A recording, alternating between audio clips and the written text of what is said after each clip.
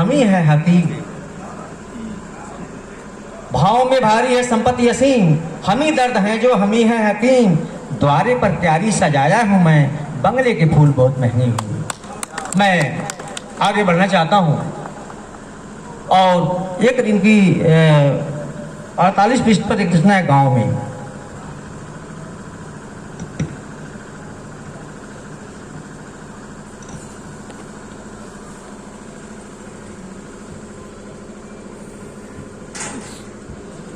बड़ा ही अच्छा गीत है ये, बहुत बहुत धैर्य से लिखा है असीम जी ने।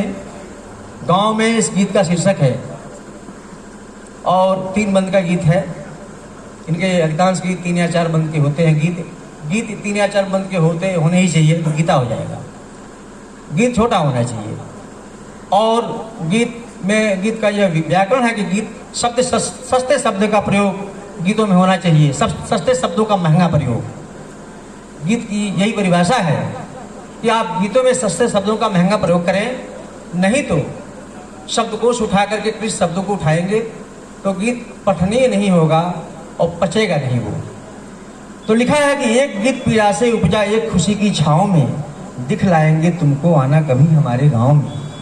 परदेसी साजन की यादें घूंघट में उकुलाती है। बहुत अच्छा, आप इसको महसूसिए,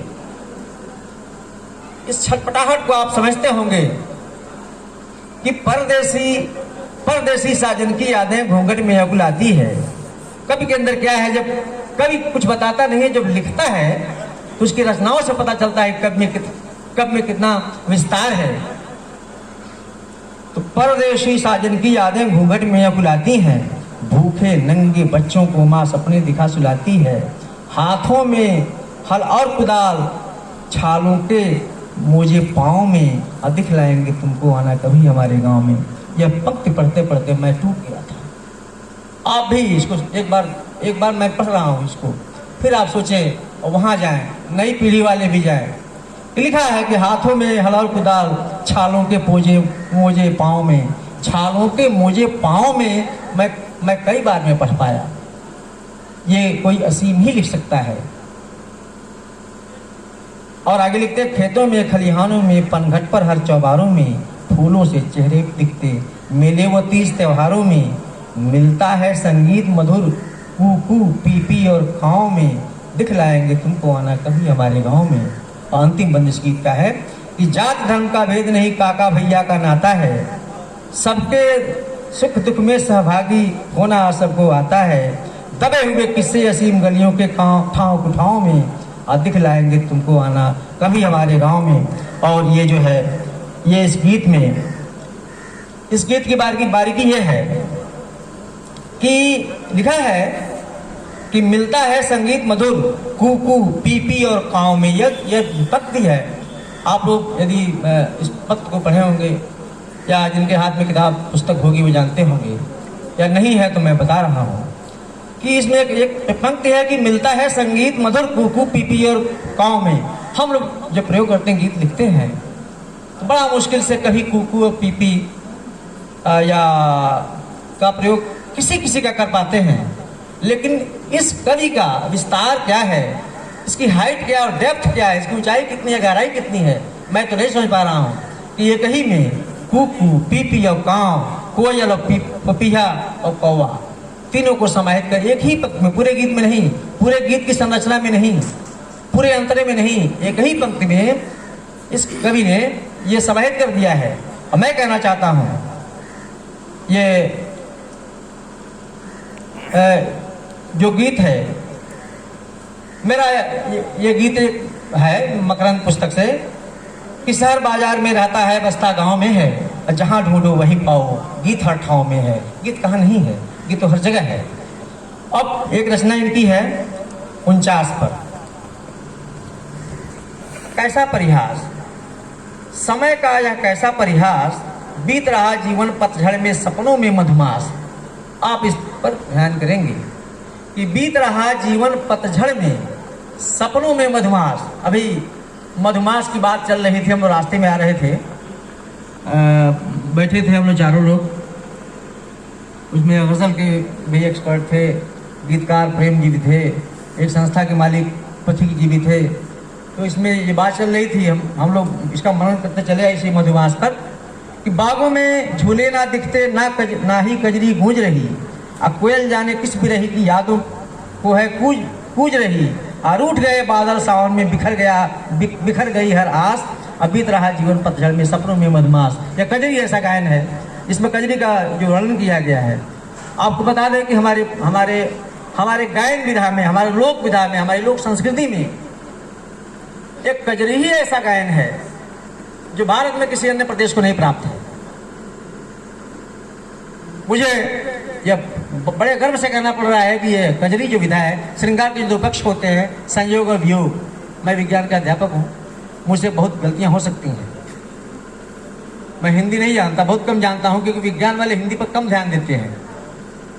तो मैं बताना चाहता हूँ कि जो कजरी विधा है, हमारे वहाँ हम जहाँ तक पढ़े हैं कजरी के इतिहास के बारे में, तो कजरी मूल रूप से मिर्जापुर की संपत्ति है। और वहां बताया जाता है कजरी नाम की नायिका का जब पति सरहद पर मारा गया सावन में, और जिस विरह में उसने कहा कि पिया मोर नहीं ये लेना, कजरी वहीं शुरू होती है। और यदि कजरी वहां शुरू हुई है तो उसका मायके जो बनारस है, ननिहाल, जौनपुर है, जौनपुरी कजरी, मिर्जापुरी कजरी, बनारसी कजरी, या गायक लोग बैठे हुए सब जानते हैं। आज तो बहुत सारे प्रयोग हो रहे हैं। तो हमारे वहाँ ये कजरी जो है, इसका भी लोप होते चला जा रहा है। और दूसरा अंतरा है कि रंग सजे हैं तप मरुस्थल में, कांटों के दिन आए, अपर टूटे हैं आज भ्रमर के यह कैसे पलछिन आए, तरस ही कलियां होठों पर लिए अधूरी प्यास, अब बीत रहा जीवन पतझड़ में सपनों में मधुमास। और अंतिम बंदिश का है कि भाषा अपने टूटे मन की कथा असीम सुनाती है, और व्यथित व्याकरण की पीड़ा अंतर में अगन लगाती है, अलंकार के पांव में है भटके छंद समास, और बीत रहा जीवन पतझड़ में सावन में मधुमास। और इसी के परिप्रेक्ष्य में मैं कहना चाहता हूं कि पहले अंतरे के बाद ये सूख गए बादल के आंसू हम कहते मगरूर हुआ, व्यथा भाव से बोझिल वह हम कहते हैं क्रूर हुआ। ये आदरणीय असीम जी की रचना है, और इनका ये गीत संग्रह गीतों के मोरपंख जो आज ही विमोचित हुआ है आदरणीय सम्मानित मंच के कर कमलों से। और मैं एक बार फिर बताना चाहता हूं कि अभी इस गीत रचना में स्वर, ताल और लय का पूर्णतः समावेश है। कहीं से गति और लय का भंग नहीं है। मैं तलाशता रह गया कि कहीं से ऐसा नहीं है। इसका मतलब निश्चित रूप से इस गीतकार के अंदर संगीतकार बैठा हुआ है। जो जिसके अंदर संगीतकार नहीं बैठा होगा उसके अंदर जरूर कहीं न कहीं लय, ताल और स्वर में वो कमी आ जाएगी, वो खटकेगा। इनका भाव पक्ष और कला पक्ष बिल्कुल, कला पक्ष एकदम संतुलित है। और मैं समझ रहा हूं कि अभी असीम जी की यात्रा शुरू हुई है।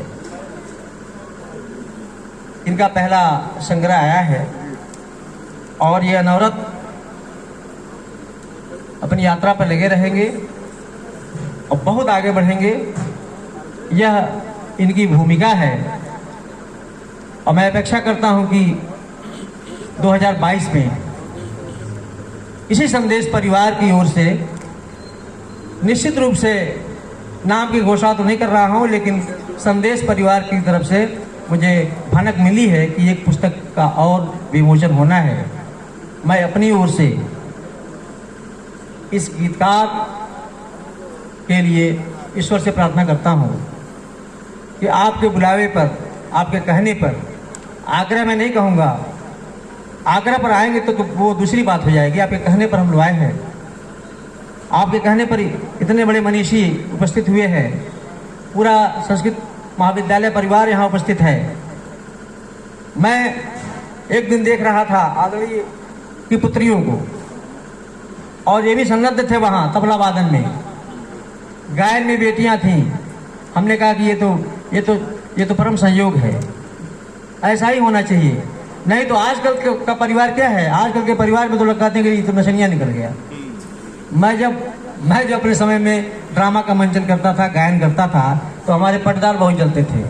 हमारे पिताजी अध्यापक थे, कहते थे कि नशनिया निकाल रहे हैं इसको। आज हमारे पिताजी फेस नहीं किए होते तो मैं जहाँ हूँ वहाँ नहीं होता। तो हमारे वहाँ बड़ी हेय दृश्य देखा जा रहा है।